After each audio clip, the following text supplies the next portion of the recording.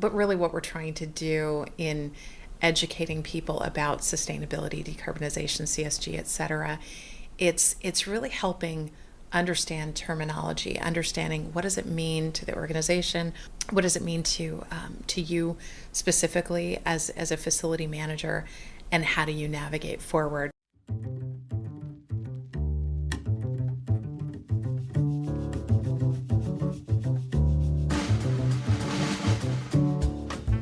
Welcome to Connected FM, a podcast connecting you to the latest insights, tools, and resources to help you succeed in facility management. This podcast is brought to you by IFMA, the leading professional association for facility managers. If you're ready to grow your network and advance in your career, go to ifma.org to get started. In this episode, Kim Coffey sits down with Laurie Gilmer, Vice President and COO of Facility Engineering Associates, to talk about the increasingly important role of sustainability in facilities and the value and benefits of upskilling your sustainability knowledge with resources like the SFP credential. Hope you enjoy the episode.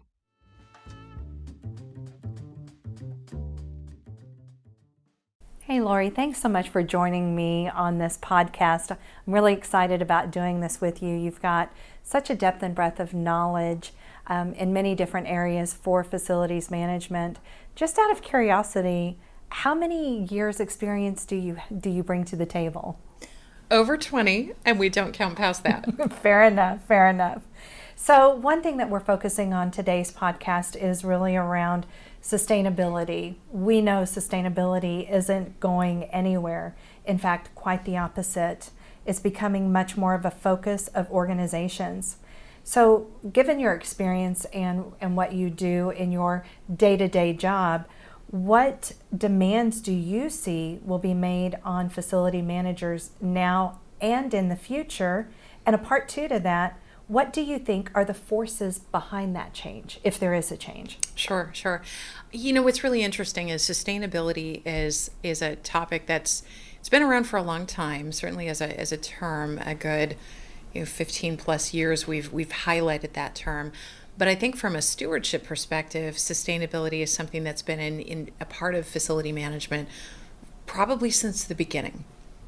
We think about it, though, in different terms, particularly as the industry changes and embraces various things that are of need. So for facility managers, sustainability has been incorporated into facility management. We think in terms of what a facility manager needs to know in their stewardship of resources. Very much part of the fundamental part of what a facility manager needs to do. I think what's different and what's coming are things like words like decarbonization, ESG, the circular economy. These are elements that are newer terms that we've been hearing more and more, probably maybe over the last year or so. And it's not that the ideas are new. If you dig into what those things mean, they themselves aren't that new, but the terminology certainly is, and how the industry is handling them is a little bit different. And so what we're seeing is that the FM needs to know how to handle that part of the conversation. So for the FM, it's those market forces, a lot of it outside. It's companies deciding things like they want to be carbon neutral, or they want to lower their carbon footprint by a certain amount by a certain time. And for the FM, what part do they play in that overall conversation? Right, because they may not actually be in those conversations, but they're going to have to help those organizations meet it. So the forces are actually outside of what they're able to control, and I think that might come into play, especially as we move along in the future. So for those facility professionals who haven't seen their demand organizations shift their strategic goals and focus on sustainable operations, I think you're predicting that that's probably going to change. And will they be required to do more than what they're doing? We know FMs do a lot. Do you see that additional work coming their way? Yes. No Short word. answer. Yes. The really interesting thing about facility management is the ever-changing nature of the profession. We used to have, we would talk about the profession of roads and commodes and things that were very operational and in the basement. And FM has evolved to be ever so much more than that. So the profession itself will not stop learning and growing. In thinking about facility managers whose organizations haven't embraced things like decarbonization or sustainable operations, even that, they still have a part to play. We still think in terms of use of resources, and that being always a concern, something that we're very much, it's very much part of the job. Since when could you not be a steward of the things under your care? Mm-hmm. It may not use terminology like sustainability, decarbonization, et cetera, but it's still very much there. So I think for facility managers, we're always going to be pushed to do more with less, to be more efficient, and to continue to help the organization as we take on more responsibility. I think those are the things that don't change. It's sort of all the change you can expect that's just going to keep on coming. Exactly right. And you mentioned a lot of terminology that's changing. I look back at within IFMA, a term that we used to use a lot is the triple bottom line. And as we're hearing more about the topics like you've brought up, ESG, circular economy, decarbonization, those are terms, if a facility professional is not familiar with them, it can be, I would imagine, kind of overwhelming. And how do I learn about this, and what is my role going to be as we move forward, and how do I make sure that I continue to provide value to my organization when I'm still also being asked to do everything else that I've had to do anyway? Where do you see kind of those learning opportunities for FMs?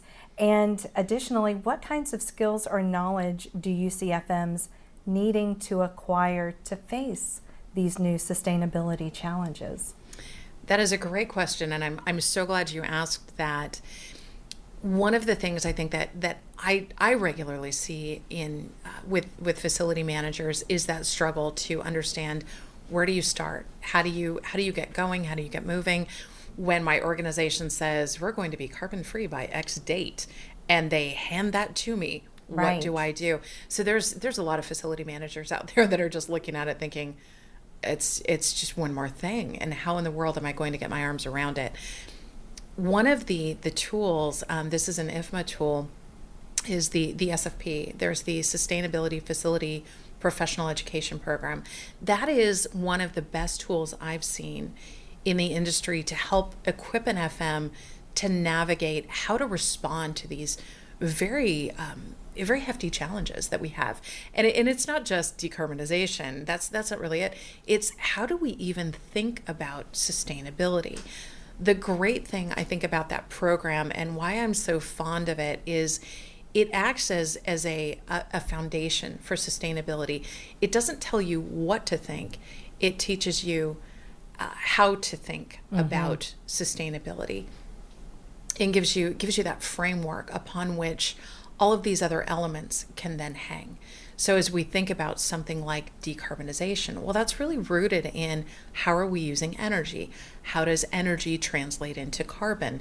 How do you account for what you have so that you can then understand how might we then begin to reduce it? What is the responsibility of the FM? Where does the FM have purview versus where does the FM have influence? So teaching the FM to think through that process from strategy all the way to management and implementation, that's what's covered in that SFP program. So it really sets up very nicely that way to think, way to navigate through all sorts of issues that come under that sustainability heading. It's not just about things like circular economy and decarbonization, though those elements are part of the program. It's really thinking much bigger, much more broadly in a way that's strategic and helping you then build that plan and respond capably and sensibly on behalf of your organization. Right. There's so much information out there. If anything, in this modern age, there's over information, and it can be difficult to figure out what is credible, what's relevant, what's current.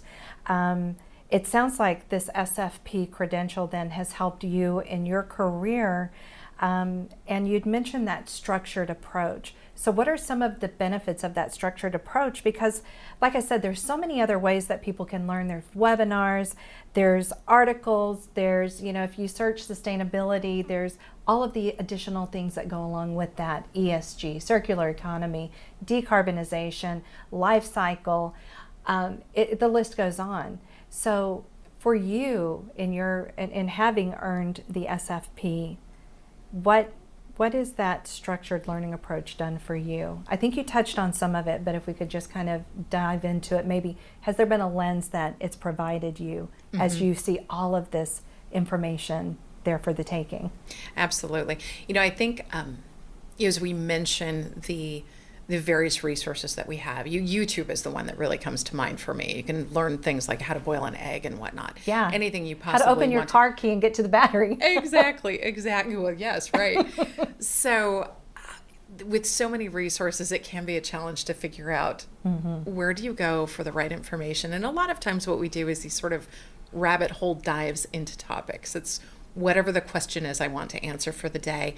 For me, working through the SFP, it was that backing up and that understanding of that framework, understanding what a sustainable strategy might be. We say often in FM circles, particularly when we're talking about FM education, one of the first things you have to learn is, what is your organization is? What is it about? Whatever your organization is about, so must you as the FM be about. We don't just invent things on the fly. We don't come up with things that are unlanded and unfounded in organizational strategy. Somehow it has to mean something. We need to understand how our organizations think. We need to understand how they think about decision making, how they think about money. And understanding that and what's important can give you a really good early insight into how you navigate your path forward.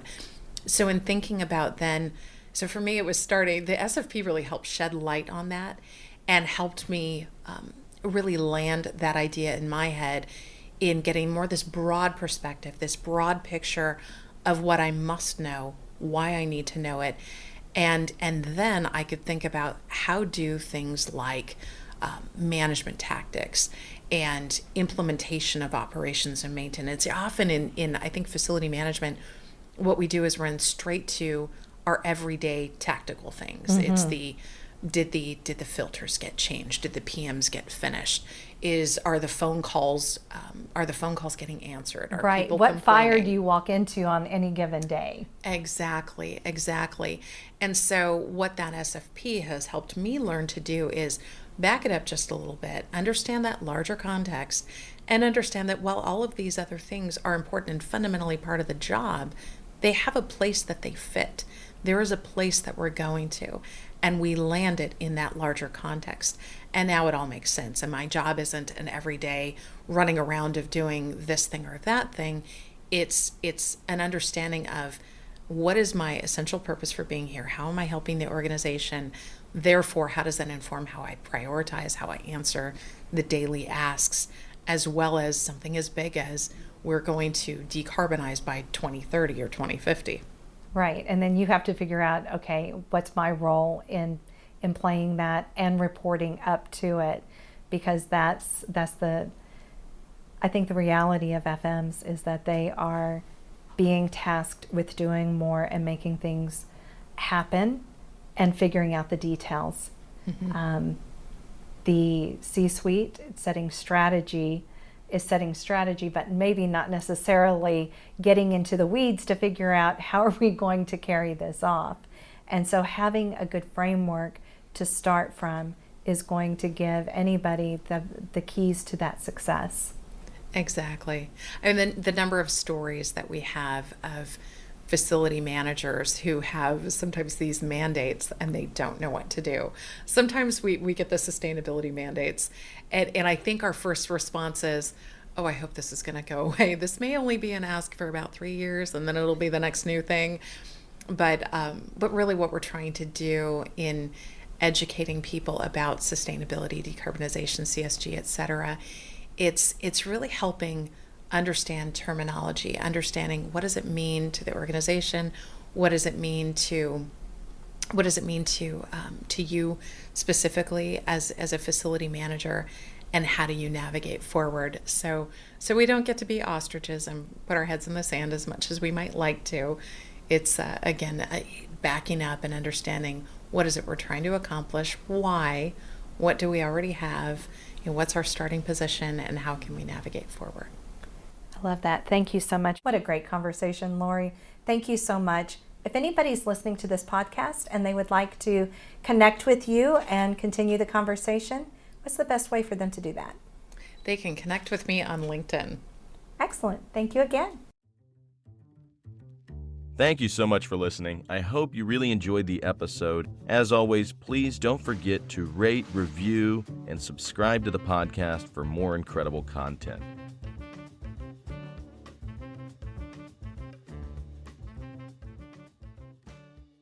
Connected FM is a production of the International Facility Management Association. If you want more great content, be sure to check out our YouTube channel, youtube.com/IFMA Global.